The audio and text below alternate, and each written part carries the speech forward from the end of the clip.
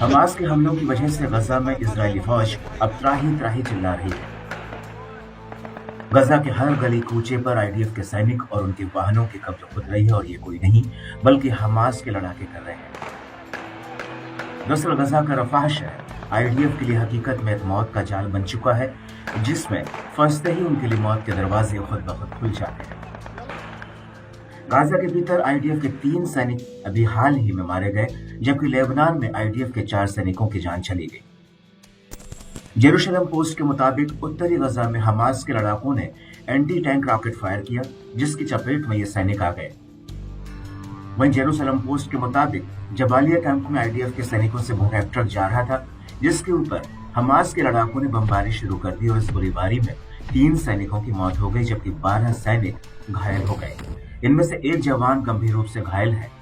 Jerusalem post के मुताबिक इस हमले में स्टाफ सार्जेंट बराक डैनियल हाल्पर्न उम्र 19 साल, स्टाफ सार्जेंट इदो जानो उम्र 20 साल, सर्जेंट ओमरी कोहेन उम्र 19 साल की मौत हो गई। आपको बता दें कि ये तीनों ही आईडीएफ की गिवाटी ब्रिगेड का हिस्सा थे। आईडीएफ के मुताबिक गजा में जमीनी हमले के बाद से आईडीएफ के कुल 816 सैनिक मारे गए हैं।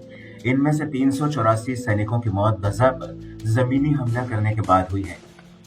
वहीं लेबनान की बात की जाए तो यहाँ पर रस अल नकुरा इलाके में आईडीएफ के 4 सैनिकों की मौत हो गई। इसको लेकर इजरायली आर्मी रेडियो का कहना है कि ये सभी हिजबुल्लाह की एक सुरंग को गिराने की कोशिश कर रहे थे, तभी ये सुरंग इन्हीं जवानों के ऊपर भर भरा कर गिर पड़ी। इजरायली आर्मी रेडियो के मुताबिक शुरुआती जांच में पता चला है कि सुरंग में आईडीएफ जवान मौजूद थे, तभी वहां रखे बारूद में धमाके हो गए, जिसकी वजह से सुरंग ढह गई। हालांकि कुछ मीडिया रिपोर्ट्स में यह भी दावा किया गया है कि रस अल नकुरा के पास जमीन में बिछे बारूद की चपेट में आने से इन सैनिकों की मौत हुई है। वहीं जेरूशलम पोस्ट का कहना है कि इस सुरंग में आईडीएफ ने पहले से ही बारूद बिछाकर ट्रैप लगाया हुआ था, लेकिन सुरंग में जाते वक्त क्या इन सैनिकों को यहाँ छिपे बारूद की जानकारी थी या नहीं, इसको लेकर आईडीएफ ने जांच बिठा दी है। वहीं इजरायली मीडिया का कहना है कि सर्च ऑपरेशन के दौरान ये सैनिक इस सुरंग में घुस गए थे, जहां पर हथियारों को छिपाया गया था, लेकिन इनमें से एक विस्फोटक में ब्लास्ट हो गया, जिसकी चपेट में ये सैनिक आ गए।